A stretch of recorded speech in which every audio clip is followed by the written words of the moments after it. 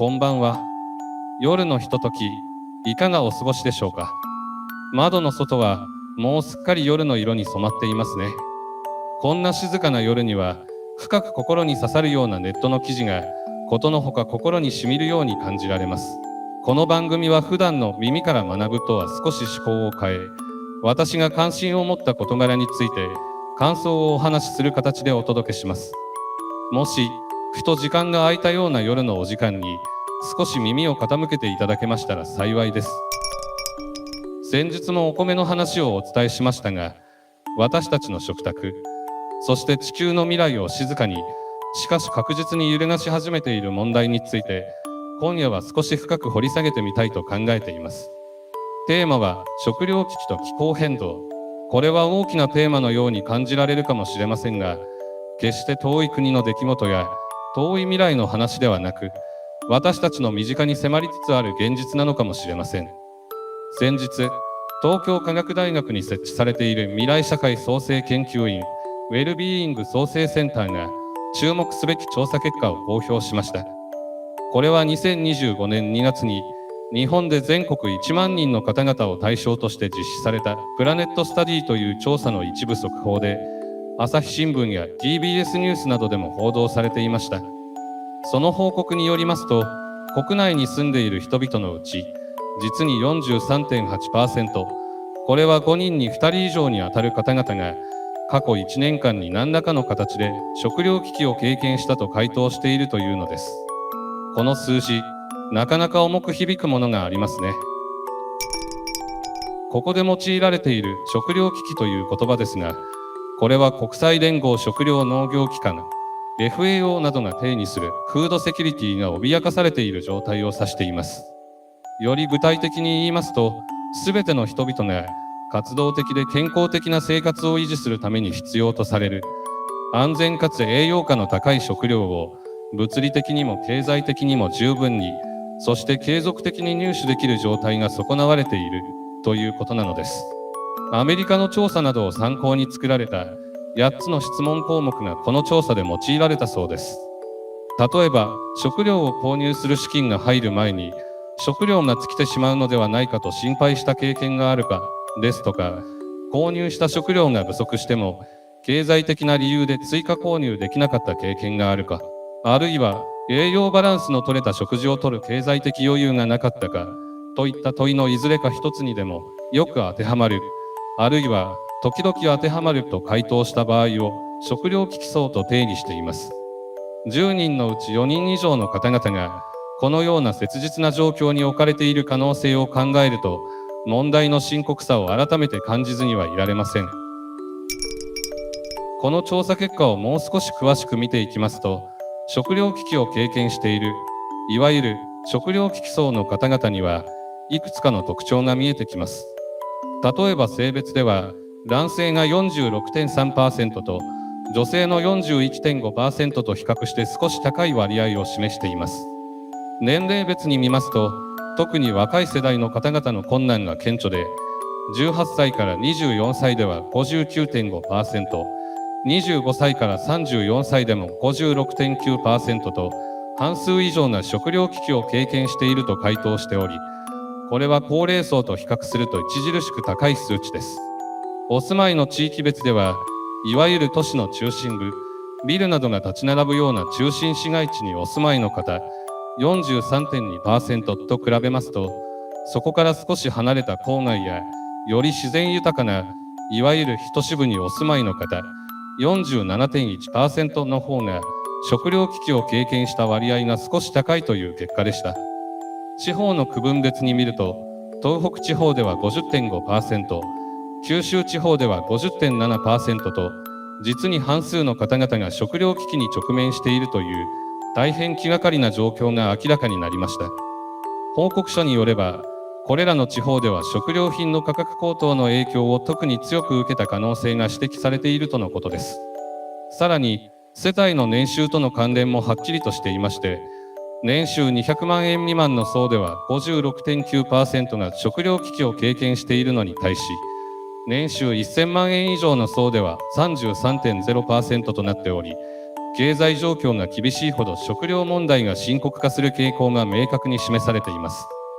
最終学歴別でも、中学校、高校卒業の方が 49.0% と、大学院卒業の方の 39.8% よりも高い割合でした。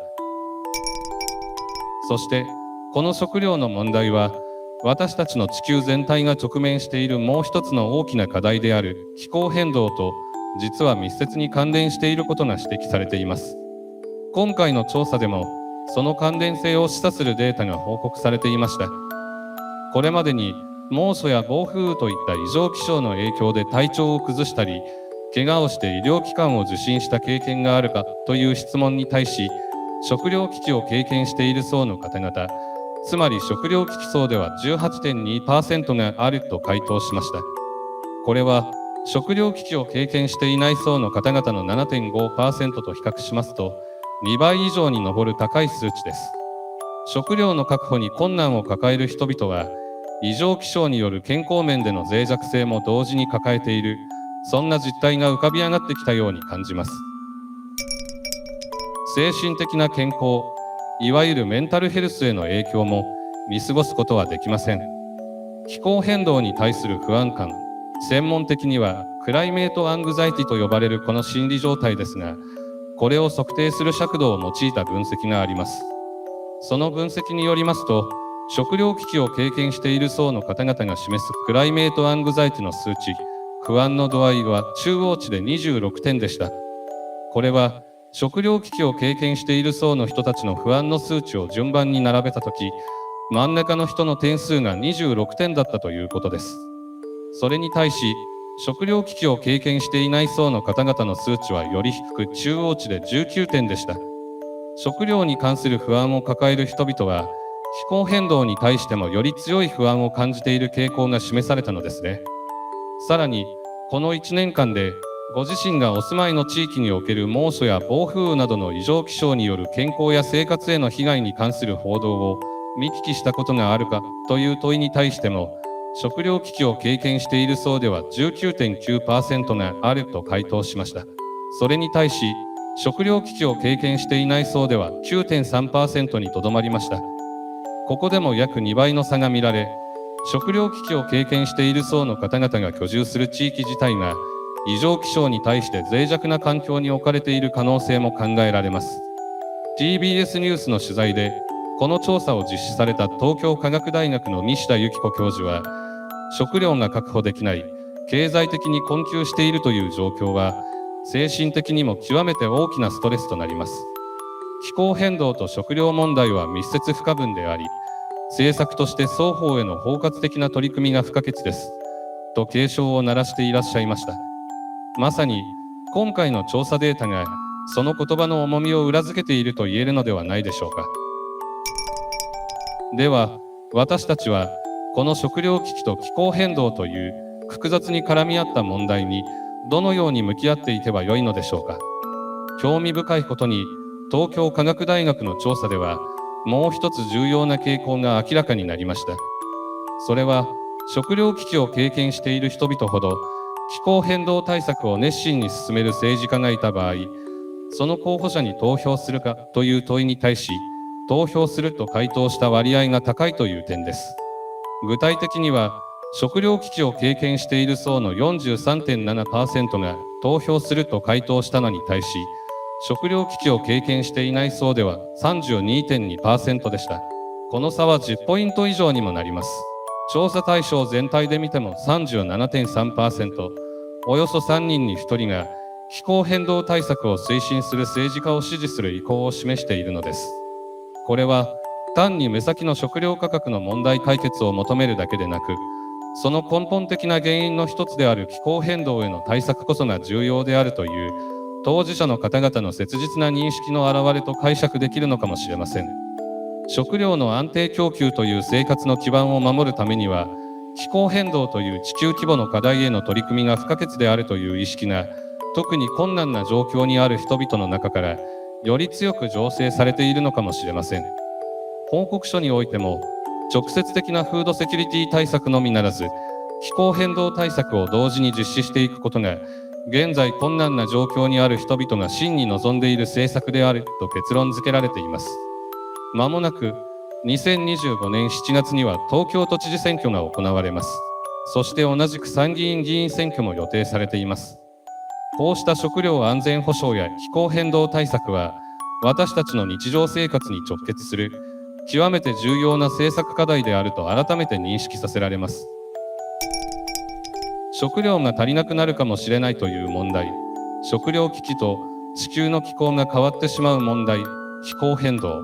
この2つのことはもう切り離して考えるのは難しいようです。私たちの社会全体の仕組みや経済の在り方、そして何よりも私たち一人一人と地球とのこれからの関わり方についてじっくりと考え直す時が来ているのかもしれませんね。今回の調査の結果を見ると、食べ物の値段のことだけでなく、国全体でもっと気候変動への対応を大切にして、より優先して取り組んでいくことが、これからますます強く求められているということを教えてくれているようです。私たち一人一人がこの大きな問題に心を寄せ、毎日の暮らしの中での一つ一つの選択を丁寧に見つめ直してみること。そして、時にはこう思うんだけど、どうかなと自分の考えを伝えてみること。そうした小さな行動の積み重ねが、私たちの未来を少しでも良い方向へと動かしていくための、ささやかだけれども、とても大切な一歩になるのではないでしょうか。それでは、この後も、あなたにとって穏やかな夜でありますように。また次回、気まぐれに、あなたの何かの役に立つかもしれない雑談をお届けします。この静かな時間にお会いしましょう。おやすみなさい。